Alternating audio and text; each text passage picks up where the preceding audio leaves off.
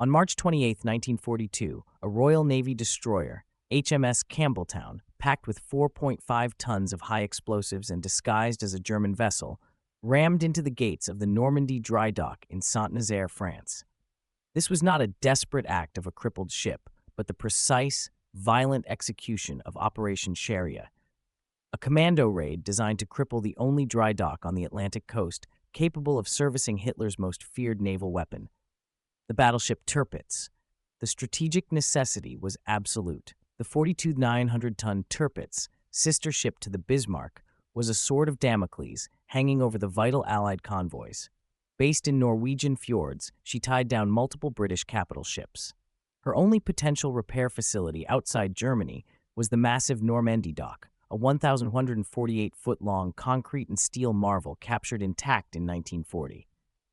The Admiralty's target was clear: destroy the dock's caisson, the massive steel gate that held back the sea.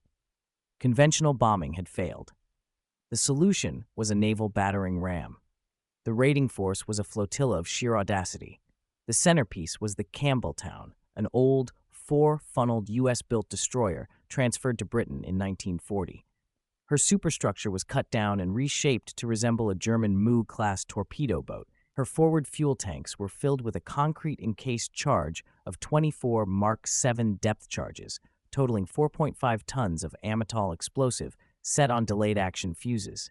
She was escorted by 18 motor launches and a motor torpedo boat, carrying 268 Commandos from No. 2 Commando and other units. Their mission: ram the gate, disembark Commandos to destroy dock machinery and secondary targets, then withdraw under what would be ferocious enemy fire. In the early hours of March 28th, the force, having evaded detection by bluffing with German recognition signals, made its final dash up the Loire estuary. At 1:34 a.m., with alarms finally sounding, Campbeltown increased to her maximum speed of 19 knots. Her four funnels, cut down to deceive, now served no purpose but to mark her charge.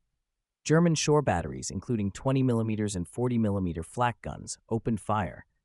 Tracer rounds streaked across the water, stitching the superstructure.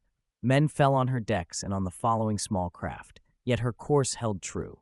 At 1:37 a.m., with a grinding scream of tearing metal, HMS Campbeltown struck the southern caisson of the Normandie dock. She rode up onto the gate, her bow crushed back 36 feet, embedding herself irrevocably. The 612 men, sailors and commandos, now began their deadly work. Commandos stormed ashore to attack pump houses and gun emplacements in close-quarter fighting. The demolition teams on Campbeltown set the final fuses and abandoned ship. The withdrawal became a nightmare. Most of the fragile motor launches were shot to pieces in the harbor. Of the 612 men who sailed in, 169 were killed and 215 captured. Only 228 returned to England. The strategic payoff came at 10:35 a.m. the next day. The delayed action fuses, set for a calculated 8-hour delay but slowed by the concrete casing, finally detonated. The 4.5-ton charge erupted in a cataclysmic fireball, blowing the Campbeltown's remains and the entire caisson structure into the sky. The dock was flooded, rendered useless for the remainder of the war. The Tirpitz never risked an Atlantic sortie, her threat neutered by the loss of her nearest sanctuary. The raid on Saint-Nazaire stands as one of the most daring combined operations of the war, a testament to the cold calculus that the lives of 612 men were a price worth paying to cage a 42,900-ton giant.